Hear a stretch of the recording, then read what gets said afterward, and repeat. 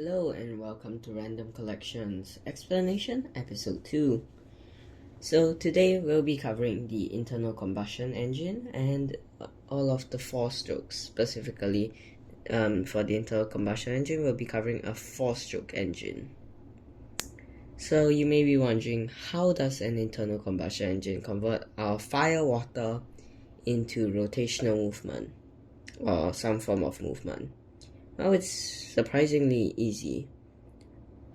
It consists of 4 movements of a piston inside a cylinder, and I'll be covering them individually.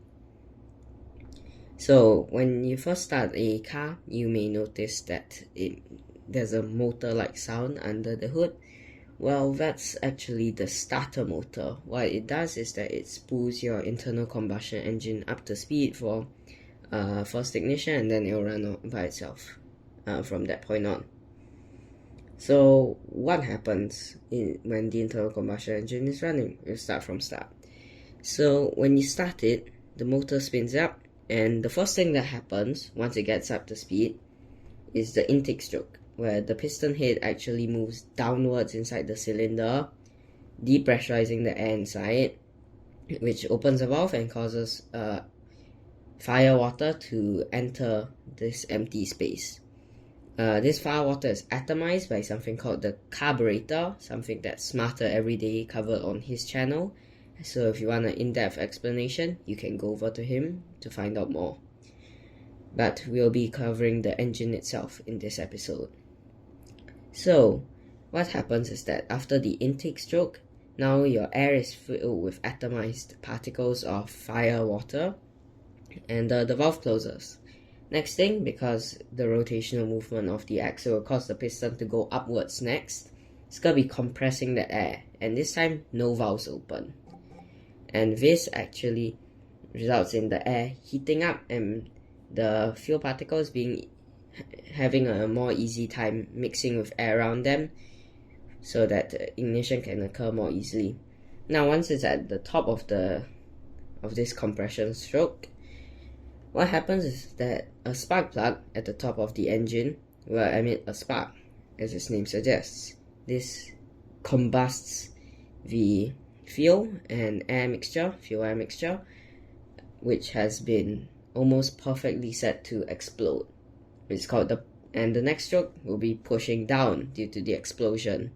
It's called a power stroke, which is what actually powers the rotational movement of the wheels or dynamo or whatever movement when the internal combustion engine is running. And finally, the last stroke, going again still off of momentum from the flywheel, which has been carrying the engine since the start, it will be pushing the piston back up and recompressing the air. But now the air is filled with all sorts of nasty particles from the combustion byproducts. So what happens is that a second valve on the top of the engine, separate from the first valve that opened, will open, and it will force all of the bad air out. Then it will close again, and then the piston will go down, momentum of the flywheel, and air will come back in, and the cycle repeats over and over again, and this causes the internal combustion engine to work. Now you're wondering, well, how does the rotational movement of a flywheel make the engine continue running like that? It's a vertical motion of the piston versus a rotational movement of the flywheel. Well, the answer is actually surprisingly simple. It's all to do with how the piston is linked with the flywheel or your wheels or the load of the engine. Basically, what happens is that it's actually an axle with a bit that's slightly off-center and a pivot on that bit. And as the axle spins, the pivot will pivot the piston arm around such that the piston head remains straight as the axle rotates. But because the rotational bit will cause a part of the piston to be lower at half of the rotation than the other, this creates a vertical motion of the piston going up and down, up and down.